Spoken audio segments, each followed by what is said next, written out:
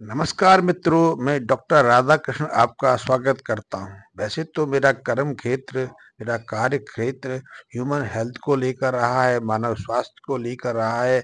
उसमें ही 25-26 साल तक मैंने अध्ययन, अनुसंधान और प्रयोग भी किए हैं। लेकिन अभी मेरा जो केंद्र है, अभी जो मेरी मुख्य रुचि है, वो मानव स्वास्थ्य से थोड़ा हटके सॉइल स्वास्थ्य को लेकर, मिट्टी के स्वास्थ्य पर लेकर केंद्रित हो गई है। क्योंकि आज हम देख रहे हैं कि हमारी मिट्टी जितनी खराब है, हमारी मिट्टी में जितना विकृति आई है, उस सबका सीधा प्रभाव पूरी सृष्टि पर, पूरी मानव जगत पर पड़ रहा है। इसीलिए बीमारी भी पैदा हो रही हैं, बीमारियों का प्रचार प्रसार इतना तेजी से हो रहा है और एक के बाद एक गंभीर बीमारियां चारों तरफ से मानव समुदाय को परेशान कर रही हैं। तो अभी मेरा जो फोकस है, अभी जो मेरा जो केंद्र बिंदु बन गया है, वो सॉइल को लेकर, मिट्टी के स्वास्थ्य को लेकर है। यदि हमारी मिट्टी स्वस्थ हो जाएगी, मिट्टी में फिर से वो स्वास्थ्यकारी तत्व डेवलप हो जाएंगे, मिट्टी के अंदर जो उसकी न्यूट्रिएंट्स की दर घट गई है, मिट्टी के अंदर जो विषाक्तता आ गई है, वो दूर हो जाएगी, तो निश्चित रूप से हम प्राणी जगत को भी ठीक कर लेंगे और मनुष्य को भी बीमारियों के इस चक्र से, एक चक्रव्यूह से बाहर ले आएंगे। आप मेरे हाथ में जो एक डिब्बी देख रहे हैं, जो पैकिंग देख रहे हैं, इसमें आप सफेद सा पाउडर देख रहे हैं। ये पाउडर ये पाउडर बेसिकली कुछ माइक्रोब्स का, कुछ सूक्ष्म जीवाणु हैं, उनका मिश्रण है। इस जीवाणुओं को हमने निष्क्रिय अवस्था में किया हुआ है, सुप्ति में डाला हुआ है। यद्यपि इनको, इनकी जीवन रहने के लिए जो इस पोषक तत्व की या जिस ऊर्जा की जरूरत रहती है, उसके लिए हमने इन जीवाणु के मिक्सचर के साथ में, मिश्रण के साथ में कुछ डेक्सट्रोज भी डाला है। अभी ये सुप्ति में है, लेकिन जब सक्रिय अवस्था में आते हैं तो ये अपनी संख्या को बहुत तेजी से बढ़ाते हैं। और यदि इस जीवाणु के मिश्रण का प्रयोग 500 ग्राम से लेकर करीब 700 ग्राम प्रति एकड़ की मात्रा में हम अपनी मिट्टी में कर दें, अपनी खेती की मिट्टी में करें, चाहे साग सब्जियों वाली मिट्टी में करें या किसी भी मिट्टी में करें, तो वहाँ ये कायाकल्प कर देते हैं। वहाँ जो न्यूट्रिएंट की डिफिशियंसीज रहती है, उसको दूर कर देते हैं। साथ ही अभी तक जो हमने विषाक्त दवाएं अपने खेतों में छिड़की हैं या अपनी फसलों के ऊपर जिन चीज़ों का प्रयोग किया है, उसकी जो विष प्रभाव है, उसको भी ये दूर कर देती हैं। क्योंकि इन माइक्रोब्स का, इन सूक्ष्म जीवों का जो मुख्य आहार होता है, वो कार्बनिक तत्व रहते हैं। वो जीवित कार्बनिक तत्व रहते हैं।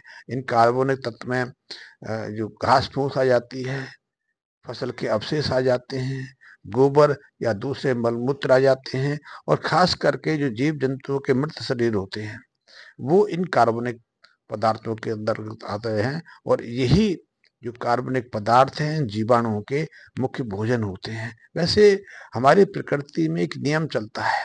नियम ये है कि हम जन्म लेते हैं, हम जन्म के लिए जिस शरीर को धारण करते हैं, वो पंचभूतात्मिक शरीर है, 5 तत्वों से निर्मित होता है।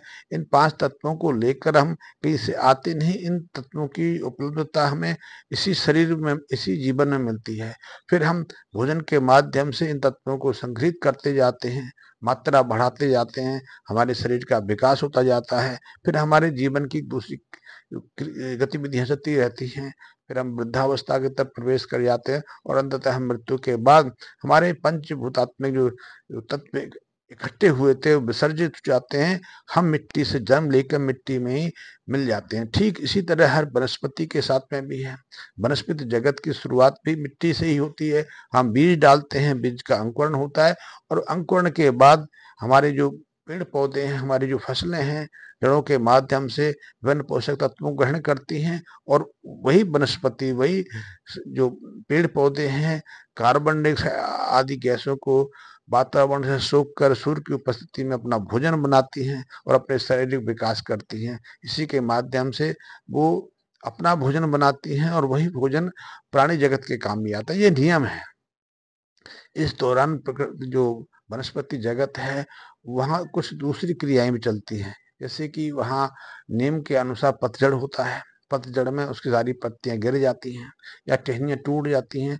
पत्तियां गिर के, टहनियां टूट के फिर उसी मिट्टी में मिल जाती हैं। यानी कि जिन पोषक तत्वों को हमारी वनस्पति, हमारे पेड़ पौधे पृथ्वी से ग्रहण करते हैं, पृथ्वी को लौटा देते हैं। इसीलिए पेड़ पौधों का शरीर चाहे 1 फीट का हो, उससे कम हो, अधिक हो, वजन चाहे कुछ ग्राम हो या टनों में हो, लेकिन जिन पोषक तत्वों को उनकी जरूरत होती है वो उसी मिट्टी से ग्रहण कर लेते हैं। तो ये एक नियम है, जिस मिट्टी से ग्रहण करते हैं उसी मिट्टी में उसको लौटा देते हैं। ये जीवाणु भी वही करते हैं। इन जीवाणुओं की जो जो शारीरिक संरचना है बहुत सूक्ष्म रहती है। वजन की दृष्टि से करें तो 1 ग्राम में ये जीवाणु करोड़ों की संख्या में आ जाते हैं।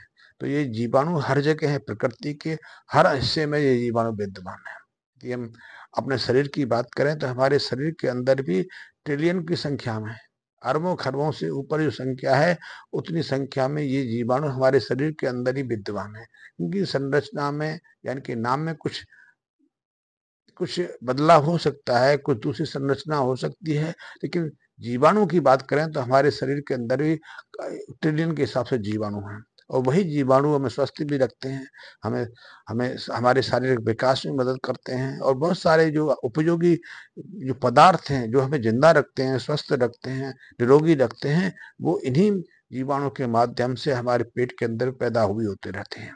यही जीवाणु पृथ्वी के अंदर भी पृथ्वी की मिट्टी की जो उर्वरकता है, जो पोषकता है, बनाए रखने में मदद करते हैं, और वही जीवाणु हमारी वनस्पति के लिए महत्वपूर्ण है। यही जीवाणु गाय आदि पशुओं के शरीर के अंदर रहते हैं।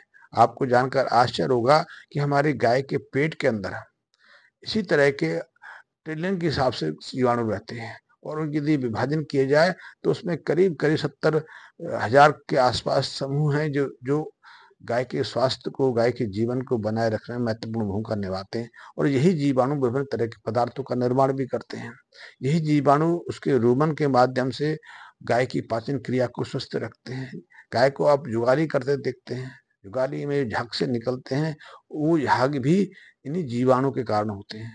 यही उसके गल कम्बल जो होता है वहाँ सक्रिय रहते हैं। यही जीवाणु उसके रूमन सिस्टम में सक्रिय रहते हैं और बहुत सारे पदार्थों का निर्माण करते हैं, और यही जीवाणु गोबर के माध्यम से बाहर आते हैं। तो इस जीवाणु के मिश्रण को हमने गाय के गोबर से सेपरेट किया है, कुछ पृथ्वी के विभिन्न स्थानों से इकट्ठा किया है, और डेक्सट्रोज के साथ में इनको उसमें उनको इकट्ठा कर लिया है। जब इन जीवाणु का प्रयोग खेत में सिंचाई के माध्यम से किया जाता है तो चमत्कार हो जाता है।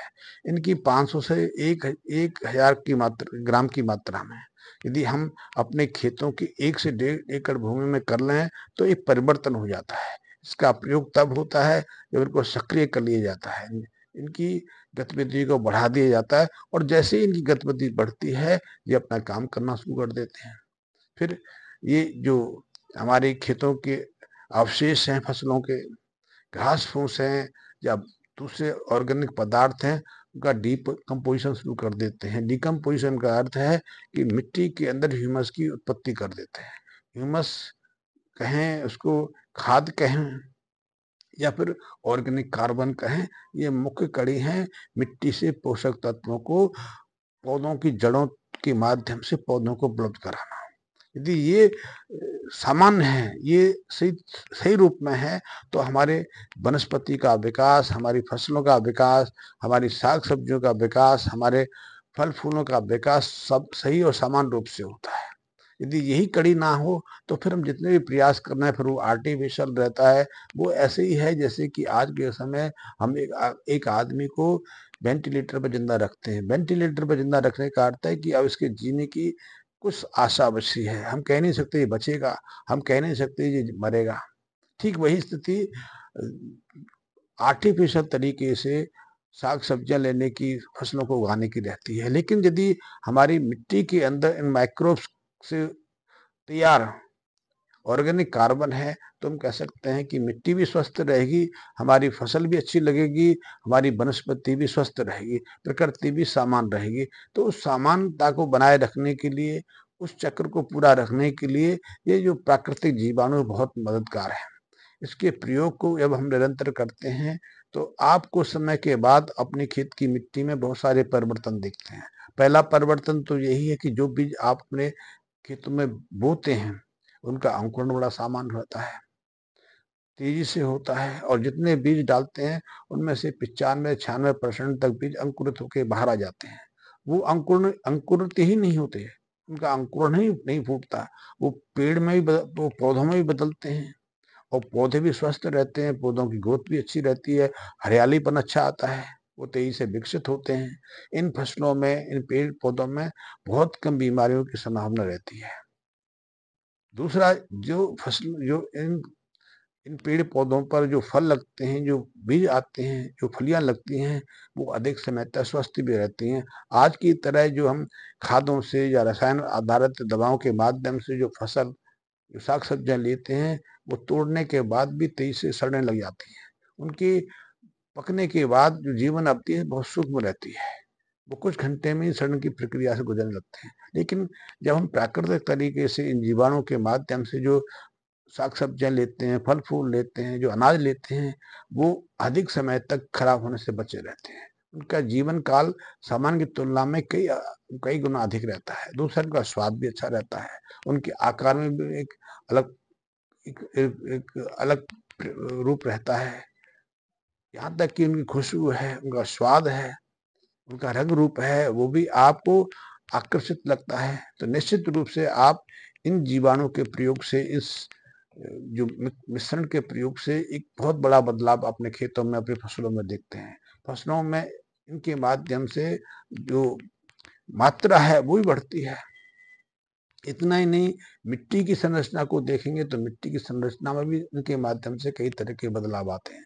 पहला बदलाव तो यही है कि आपकी जो खेत की हार्ड मिट्टी है, जो सख्त हो गई है, कठोर हो गई है, वो मुलायम बनने लगती है, भुरभुरी होने लगती है, उसमें नमी की मात्रा बढ़ती चली जाती है। इसलिए आपकी फसलों को, आपकी साग सब्जियों को कम मात्रा में सिंचाई की जरूरत पड़ती है। ऐसे बहुत सारे बदलाव आप अपने अपने सामने अपनी आंखों से देखते हैं। तो ये जीवाणु बहुत अच्छी एक प्रक्रिया है, ये प्राकृतिक व्यवस्था को स्थापित करने की योजना का एक रूप है।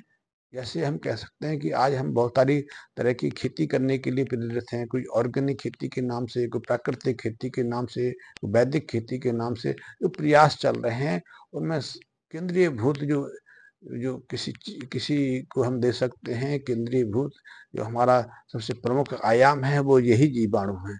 इन्हीं जीवाणु को हम फिर से जिंदा करने का प्रयास करते हैं। इसमें विभिन्न विधियां अपने प्रयास से लगी हैं, किसी को ज़्यादा समय लगता है, किसी को कम समय लगता है, लेकिन इन जीवाणुओं के माध्यम से हमने जो प्रयोग किए हैं वो बहुत ही अद्भुत हैं। आप इनके प्रयोग को देखेंगे तो स्वयं आश्चर्यचकित हो जाएंगे।